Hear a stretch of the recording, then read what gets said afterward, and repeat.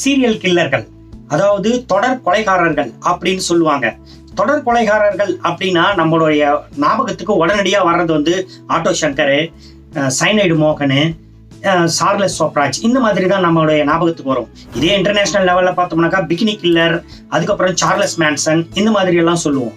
ஆனா இவங்களை விட ரொம்ப பெரிய ஒரு மிகப்பெரிய கொலைகாரர் ஒருத்தர் நம்ம இந்தியாவில் வாழ்ந்திருக்காரு.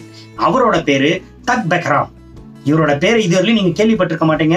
ஆனா இவர் தான் உலகத்திலேயே அதிகமான நபர்களை கொலை செய்த ஒரு கொடூரமான கொலைகாரர் அப்படின்னு நம்பப்படுறாரு. ஏன்னா இவர் 931 கொலைகளை இவர் மட்டுமே செஞ்சிருக்கிறாருன்னா உங்களால நம்ப முடியுதா? இந்த இங்கிலீஷ்ல பார்த்தோம்னா தக்ஸ் ஆஃப் லைஃப் அப்படின்னு சொல்லுவோம். அதாவது சிகரெட் வச்சுட்டு, கேப் போட்டு, கண்ணாடி போட்டுட்டு ரொம்பவும் ரிச்சா செல்வ செழிப்போட வாழக்கூடியவங்களை வந்து தக்ஸ் ஆஃப் லைஃப் அப்படின்னு சொல்லுவோம் இல்லைங்களா?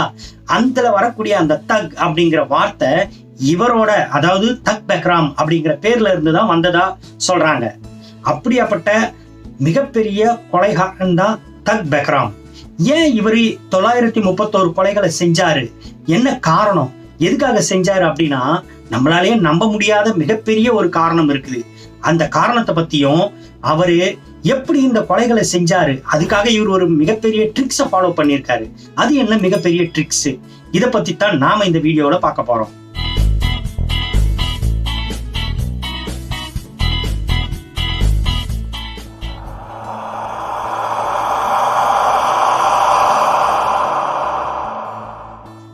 வணக்கம், நான் உங்கள் யூகே.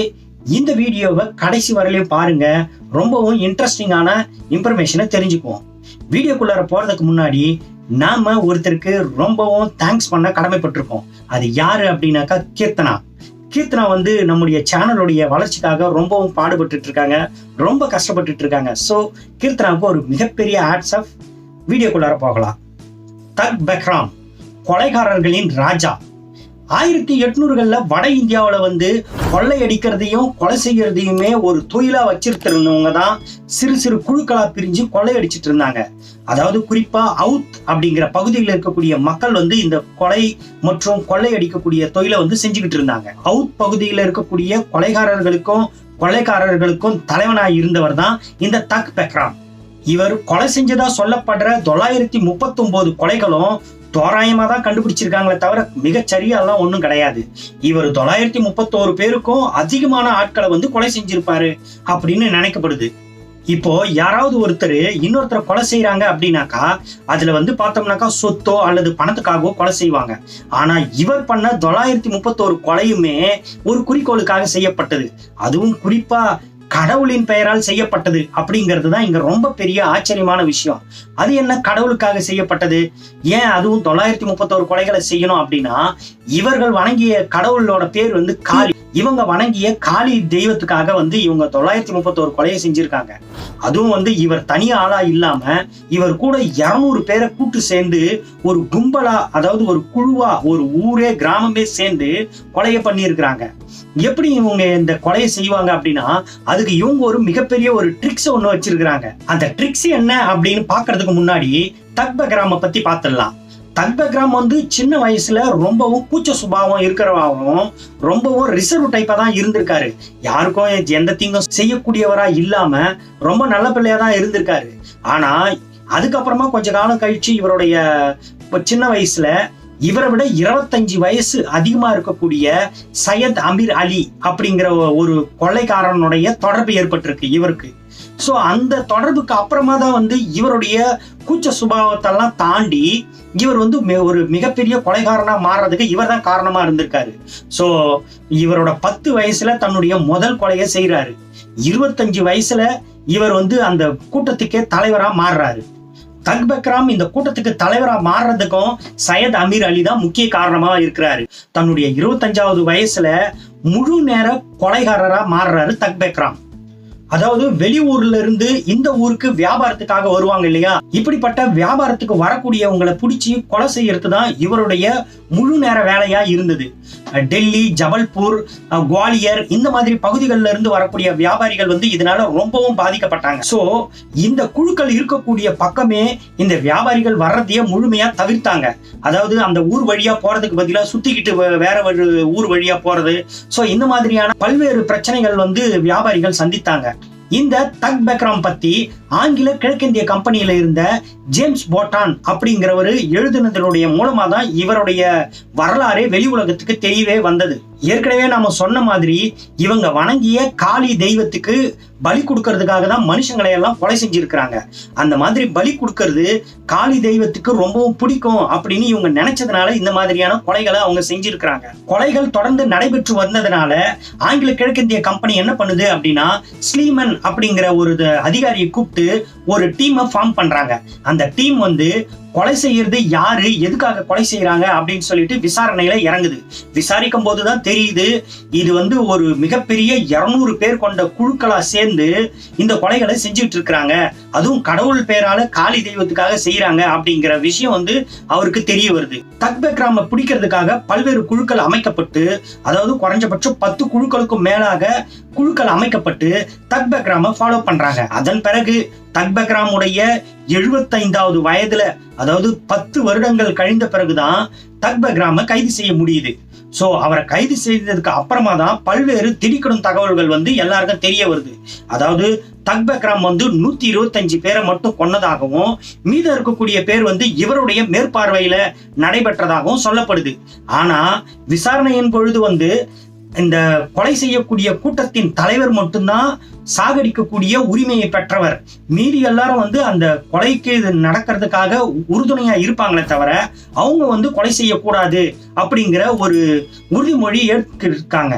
சோ அனைத்து கொலைகளையும், அதாவது 931 கொலைகளையுமே தக் பெக்ராம் தான் கொலை செஞ்சு இருப்பாரு அப்படின்னு கண்டுபிடிக்கிறாங்க.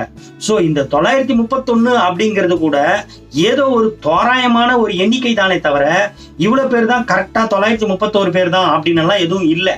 தக் பெக்ராம் உடைய குழுக்கள் கொலை செய்த விதமே ரொம்பவும் வித்தியாசமானது. என்ன அப்படின்னா, இந்த கூட்டத்தில் இருக்கக்கூடியவங்க ரமோசி அப்படிங்கிற ஒரு லோக்கல் பாஷையை பேசிதான் வந்து கொலையே செய்வாங்களாம். அது என்ன ரமோசி அப்படின்னா, யாராவது ஊருக்குள்ள வியாபாரிகள் புதுசா வந்தாங்க அப்படின்னா இவங்களுக்குள்ள ரமோசி அப்படிங்கிற பாஷையில குள்ளநெறி கத்துற மாதிரி ஊழையிட ஆரம்பிப்பாங்க. சோ இந்த ஊழையிட ஆரம்பிச்ச உடனே இந்த கொலை செய்யக்கூடிய கொலையாளிகளுக்கு சைகையின் மூலமா கருத்துக்கள் வந்து போய் சேரும். உடனே எல்லாரும் உஷாராகி எல்லாரும் தனித்தனியா பிரிஞ்சு இந்த ஊருக்குள்ளார வந்து இருக்கிற வியாபாரியை வந்து தொடர்ந்து பின்னால ஃபாலோ பண்ணுவாங்க. வியாபாரிக்கு நம்ம கொலை செய்யப்பட போறோம் அப்படிங்கிற விஷயமே தெரியாது. சோ எல்லாரும் இவரை ஃபாலோ பண்ணிட்டு ஒரு குறிப்பிட்ட இடம் வந்த உடனே அந்த வியாபாரியை மடக்கி பிடிச்சிருவாங்க. சோ தப்பிச்சே போகாத அளவுக்கு மடக்கி பிடிச்சி அவரை வந்து கொலை செய்வாங்க. சோ இந்த கொலை செஞ்சதுல ஒரு இன்ட்ரெஸ்டிங்கான விஷயம் என்னன்னா, முதல்ல பிடிச்ச வியாபாரியை படுக்க வச்சுட்டு 3 பிரிவா பிரிவாங்களாம். ஒரு பிரிவினர் வந்து கால்களை பிடிச்சுக்கிறதும், இன்னொரு பிரிவினர் தலை மற்றும் கையை பிடிச்சுக்குவாங்க. சோ அதுக்கப்புறமா தான் வந்து இந்த தக் பெக்ராம் என்ற கொலை கோட்ட தலைவன் வந்து வருவாரு. அந்த கவுத்து போட்டிருக்கிற அந்த வியாபாரி மேல ஏறி உட்கார்ந்து தன்னோட கையில இருக்கக்கூடிய மஞ்சள் கைக்குட்டை, அதாவது கர்ச்சிப் சைஸ்ல இருக்கக்கூடிய ஒரு கைக்குட்டையை வச்சு அந்த கைக்குட்டையில ஒரு பதக்கம், அதாவது ஒரு தலை பொறிக்கப்பட்ட ஒரு பதக்கம் இருக்கும். சோ அந்த பதக்கத்தை அந்த கைக்குட்டையில வச்சு மடிச்சு வியாபாரியோட கழுத்துல வச்சு இறுக்கி கொலை செய்வாங்க. சோ இந்த ட்ரிக்ஸை ஃபாலோ பண்ணி தான் எல்லா கொலைகளையும் இவர் செஞ்சிருக்காரு. கொலை செய்யப்பட்டதுக்கு அப்புறமா இவங்க அந்த பிணத்தை வந்து ஒரு கிணத்துல தூக்கி போட்டு போயிட்டே இருப்பாங்க. இவங்க கொலை செஞ்சதுல ஒரு நியதியை வந்து ஃபாலோ பண்ணி இருக்கிறாங்க. அது என்ன அப்படின்னாக்கா, பெண்கள் மற்றும் குழந்தைகளை மட்டும் கொலை செய்யறது கிடையாது. இவங்க வெறும் ஆண்களை மட்டும்தான் கொலை செஞ்சிருக்கிறாங்க. அதுவும் கடவுளுக்காக கொலை செஞ்சிருக்கிறாங்க. இவருடைய 75வது வயசுல தான் தக் பெக்ராம கைது செய்யப்பட்டிருக்காரு.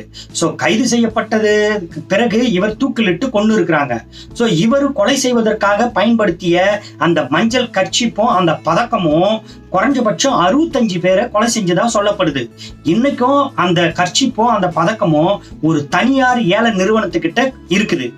இந்த 931 கொலைகளையும் தக் பெக்ராம் தான் கொலை செஞ்சாரு அப்படின்னா இவர் தான் உலகத்திலேயே அதிகமான பேரை கொலை செஞ்ச மிகப்பெரிய தொடர் கொலைகாரர் அப்படிங்கிற பட்டியல்ல முதல் இடத்துல வருவாரு.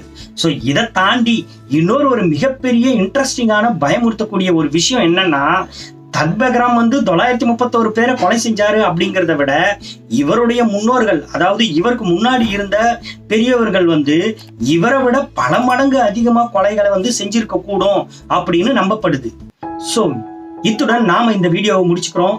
இந்த வீடியோ உங்களுக்கு பிடிச்சிருந்ததுன்னா லைக் பண்ணுங்க, கமெண்ட் பண்ணுங்க, ஷேர் பண்ணுங்க. நிறைவாய் உயர்வாய். நான் உங்கள் UK.